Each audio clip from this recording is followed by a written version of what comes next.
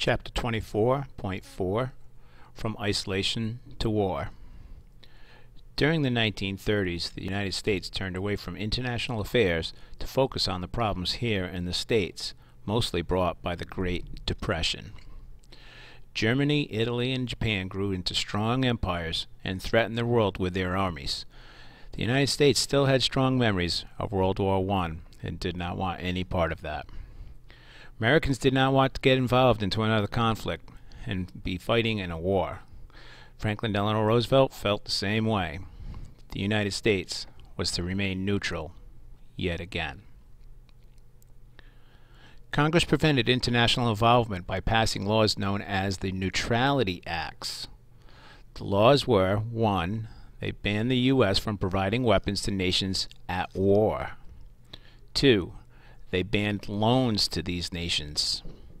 And 3. They still permitted trade with these nations in non-military goods as long as they paid cash and transported the cargoes themselves. This was known as cash and carry. As Hitler's Nazi army was victorious in battle and conquering new lands, Americans began to show support for all aid short of war for Great Britain.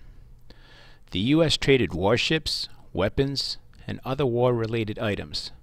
This was a dangerous step for the United States to take. Most Americans want to stay isolated, so they formed the America First Committee. The Lend-Lease Act.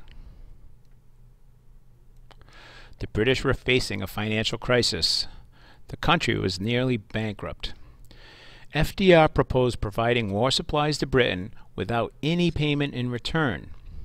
FDR explained his policy to the American people by saying we take care of our neighbors.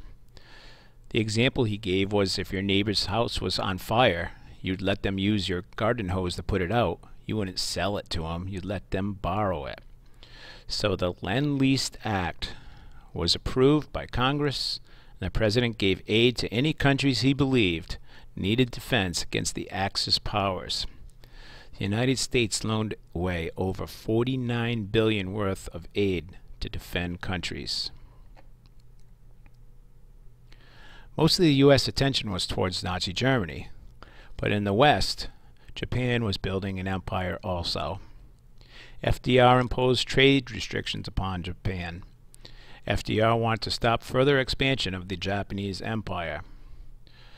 The Japanese did not have raw materials and resources, so this embargo hurt the Japanese. The big product was petroleum to keep their war machine running. As a result, December 7th, 1941, a day which will live in infamy.